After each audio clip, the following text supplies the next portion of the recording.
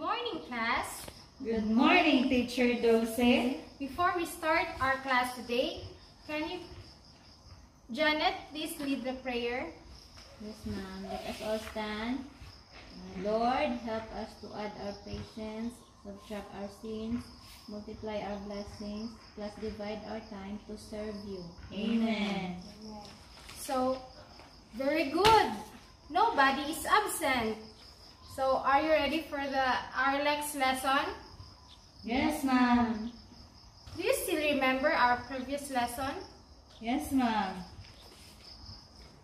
Okay, let's have a review first. Let's compare the quantities by writing greater than or less than. Queenie, what is your answer for number 1? Number 1, 2,500 pesos savings is greater than 1,240 pesos savings. Very good. How about you, Janet? What is your answer for number 2? A 1/2 meter of cloth is less than 2 meters of clothes. Okay, very good. The next is arrange numbers according to values. Start from the one that is closest to 0. Queenie, what is your answer for number 1? For number 1, the closest to 0 is 0.5. Next is 3/4. Then 1, 2, and 7. Very good. Okay, Janet, what is your answer for number 2? Ma'am, 2 fifths, 1/2, 0.75, 3, and 6. Okay, very good. So now, let's have an activity entitled, How does your mother budget your family monthly income? So, answer number 1. Question number 1. How much is your family monthly income, Queenie? My family's monthly income, ma'am, is 3,000. How about you, Janet? 4,000, ma'am. How about you, Steph? 6,000, ma'am. Okay. Number 2. What are things that make up your monthly income, Queenie? Ma'am, the things that make up our income are, for the food is 1,000, house rent is 2,500, for the water bill, 150, electric bill, 500, for the fare, 500, for balon is 1,500, and for savings is 200. So, my family total monthly income is 6,000. Okay. So, Queenie, is it more than or less than your family monthly income? Ma'am, it is more than my family's monthly income. Okay. What happens if your expenses are more than your family's income? Do you still have savings? If our family expenses is more than our monthly income, my family will have big savings. Okay, very good. Okay, this is your classmates' given data. So from this data, what are the negative numbers? Okay, Janet? Ma'am, the negative numbers are the monthly expenses, food, house rent, water bill, electric bill, fare, and balloon. Okay. So, what are the positive numbers, Queenie? Ma'am, the positive number is the monthly income and the 200 savings. Okay. So, Queenie, what makes up the set of integers? The number that make up the set of integers are positive and negative numbers. Okay. In the set of integers, what number represents the income? Janet? And the number that represents the monthly income is positive number. How about the expenses? And the expenses are negative numbers. Okay, very good. So, in real-life situation can be represented by integers. In negative numbers, losing weight in 3 kg, and in the positive number, gaining weight 2 kg. Moving 3 steps backward, and the positive is moving 3 steps forward. Negative going 3 km downward, and the positive is going 3 km upward. Withdrawing 1,000 pesos is the negative number, and deposit 1,000 pesos is the positive number. Traveling 5 meters to the west is the negative, and traveling 5 meters to the east is the positive number. Okay. One way to represent the integers is through a number line. The right of the 0 is the positive integers, while to its left are the negative integers. So, as what can you see in the picture? In the integers, there are negative and positive. The right are the positive and the left are the negative integers. So, any integers has its opposite. The opposite of negative 4 is positive 4. Two integers are opposite if they are the same distance from 0. Am I clear? Yes, ma'am. Okay. Janet, what is the opposite of negative 3? Ma'am, the opposite of negative 3 is positive 3. Okay. Very good. Queenie, give me an example of positive integers. Ma'am, it's positive 6.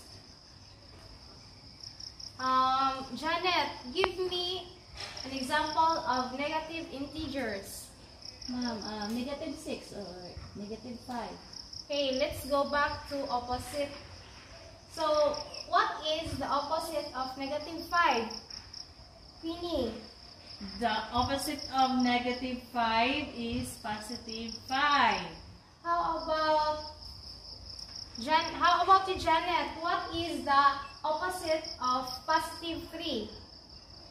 Ma'am, the opposite of positive 3 is negative 3. Okay. Can you give me another example of positive integers, Queenie? Ma'am, there are positive 1, positive 2, positive 3, positive 4, positive 5, and positive 6. So, how about the negative integers, Janet? The negative integers are the negative 1, negative 2, negative 3, negative 4, negative 5, and negative 6. Okay. So now, let's have a group activity on arranging integers from least to greatest and vice versa. Group 1, you will be answering least to greatest, and group 2 will be the greatest to least. These are the given data.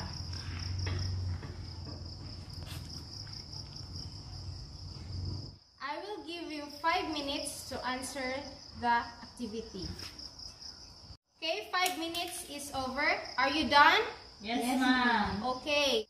So, group 1, please present your answer. Okay, ma'am, for number 1, negative 1, 12, 25, 30, 57. For number 2, negative 26, negative 6, 31, 46, 50. For number 3, negative 54, negative 46, negative 36, 9. Okay, for number 4, negative 45, negative 28, negative 12, 9, 52. And for number 5, negative 9, 3, 34, 41, 52. Okay, very good, group 1. How about the group 2? Ma'am, for group 2, greatest to least. For number 1, 57, 30, 25, 12, and negative 1. Number 2, 50, 46, 31, negative 6, and negative 26. For number 3, 19, negative 34, negative 46, and negative 54. For number 4, 52, 9, 12, negative 26, and negative 45. And for the last number 5, 52, 41, 34, 3, and negative 9. Okay, very good.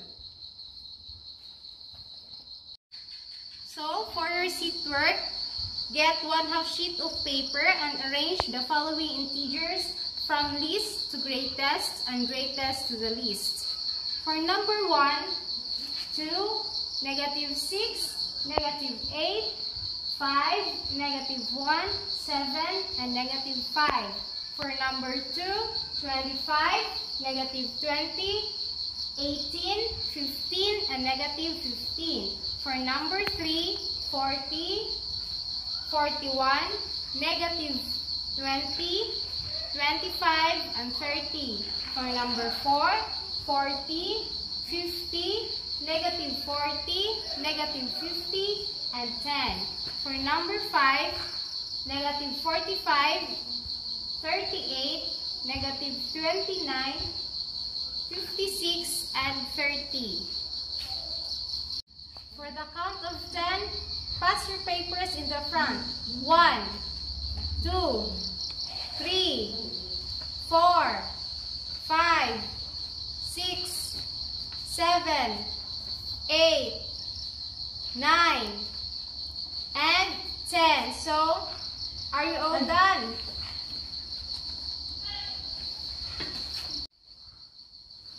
Okay.